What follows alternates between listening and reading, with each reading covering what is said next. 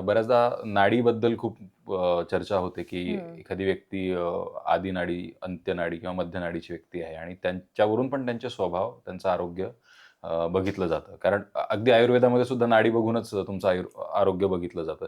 तर त्याचं किती महत्त्व आहे पत्रिकेच्या गुणमिलनामध्ये? नाडीचा सरळ-सरळ अर्थ आहे प्रकृती. पण त्याचा संपूर्णपणे अ, विचार हा आयुर्वेदात आणि ज्योतिषशास्त्रात केलेला आहे. म्हणजे नाडी म्हणजे व्हायब्रेशनल पॅटर्न आहे. आद्य, मध्य आणि अंत्य. वात, पित्त आणि कफ. ह्या 3 प्रकृती आहेत. म्हणजे फॉर एक्झाम्पल आता आपण काही वेळेला म्हणतो एक नाडीच्या व्यक्तीने लग्न करू नये किंवा मग संतती सौख्यात प्रॉब्लेम येईल वगैरे.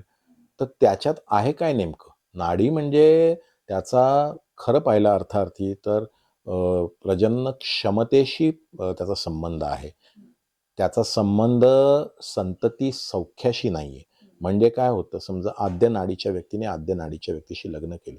म्हणजे आपण म्हणतो वात प्रकृतीच्या व्यक्तीने वात तर होणाऱ्या संततीमध्ये वाताचा प्रमाण जास्त असतं. पण मग संतती होणारच नाही का? तर हे चुकीचं आहे. त्याच्यामध्ये त्याचा प्रादुर्भाव त्या गुणधर्माचा जास्त असतो. तो इफेक्ट मल्टिप्लाय होतो ऑफ हं. समजा. कोर्स कारण की आपण त्याच्यामध्ये ते दोन्ही दोष म्हणजे ज्याला म्हणतात की आपण वात, पित्त आणि कफ याचा विचार केलेला आहे.